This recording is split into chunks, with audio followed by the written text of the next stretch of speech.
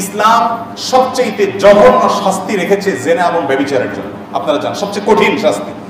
এবং বিবাহিতরা যদি পরকিয়া করে, হারাম সম্পর্কে লিপ্ত হয়, তার শাস্তি ইসলামে বিচারিকভাবে এটা যে সে যেখানে সেখানে বাস্তবায়ন শুরু করবে না। আমাদের দেশে দেখবেন যেখানে সেখানে এটা বাস্তবায়ন হয়, অনেক গ্রামে মাতবররা শুরু করে দেয়।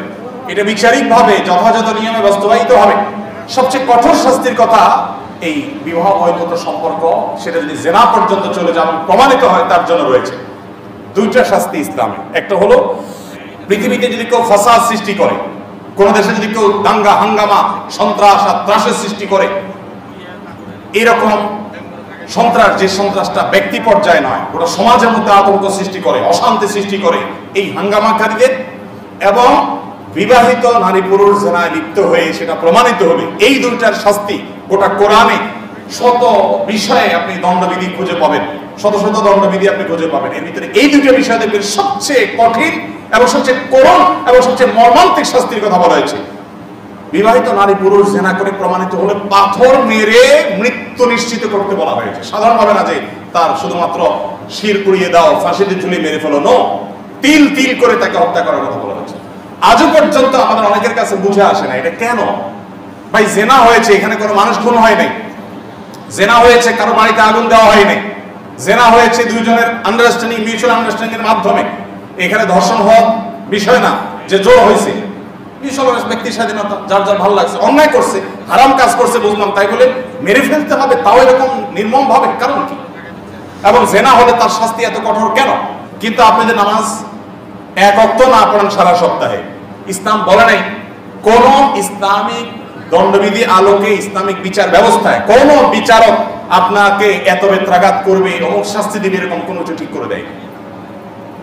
তার মানে হলো যে আপনি নামাজ না পড়লে আপনি জাহান্নামে যাবেন, আপনার ক্ষতি হবে। সমাজের মানুষকে আপনি ক্ষতিগ্রস্ত করছেন না, আপনি বেনামাজি হয়ে। আপনি রোজা না রাখলে আপনার ক্ষতি হবে, সমাজকে ক্ষতিগ্রস্ত করছেন না। বাট আপনি যদি চুরি করেন তাহলে সমাজ ক্ষতিগ্রস্ত হবে। চুরি ব্যাপকতা লাভ করলে সমাজের মানুষের নিরাপত্তা, মালের নিরাপত্তা নষ্ট হবে। আপনি খুন করলে সমাজের মানুষের জীবন নিরাপত্তা নষ্ট হবে। এই জন্য ওইগুলোর জন্য দণ্ডবিধি রেখেছে শরীয়ত। ঠিক একইভাবে আপনি যখন জেনা ব্যভিচারের বিষয়টাকে খুব স্বাভাবিকভাবে দেখবেন সমাজে, তখন কি হবে জানেন? তখন মানব সভ্যতা হুমকির মধ্যে পড়বে। পৃথিবীর কোন সাইক্লোন, কোন ঘূর্ণিঝড়, কোন ঝড়, কোন জলোচ্ছ্বাস, কোন ভূমিকম্প, কোন ভূমিধস, কোন প্রাকৃতিক দুর্যোগ, এমনকি কোন যুদ্ধ বিগ্রহ গোটা পৃথিবীর মানুষকে শেষ করে দিবে না। অনেক বড় ঝড় জলোচ্ছ্বাসে হাজার হাজার লক্ষ লক্ষ মানুষ মারা গেছে, তারপরও মানুষ আবার আস্তে আস্তে আগের জায়গায় ব্যাক করবে। কিন্তু যদি ব্যভিচারের ব্যাপকতা হয়, বিবাহ বহির্ভূত সম্পর্কের ব্যাপকতা, এটা যদি সমাজে সৃষ্টি হয়, কি হবে? মানব সভ্যতা পৃথিবী থেকে হারিয়ে যাবে। কিভাবে হারিয়ে যাবে? আমার সময় নেই, খুব সংক্ষেপে যদি আমি বলি, হারিয়ে যাওয়ার যে চিত্রটা সেটা এরকম হতে পারে। আমি এর আগে বারবার বলেছি, আপনারা যদি চায়নার দিকে তাকান, আমি নিজে কয়েক দফা বাংলাদেশের প্রথম সারির একটা টেলিভিশন চ্যানেলের একটা রিপোর্ট দেখেছি ইটালির কথা। আরো নির্দিষ্ট করে অনেক দেশের নাম বলতে পারবো, সেটা আমি আর লম্বা করতে চাচ্ছি না। এসব দেশগুলোতে সরকার সবসময় প্রণোদনা দিয়ে মানুষের জন্মের হার কোনোভাবেই স্বাভাবিক করতে পারছে না, এবং যে পরিমাণ তাদের কাজের লোক দরকার একটা দেশ চলার জন্য, সে পরিমাণ কাজের লোক নাই, মানুষের জন্ম হচ্ছে না। আমি কি বোঝাতে পেরেছি? চায়নার মতো দেশ, এত মানুষ, সেখানে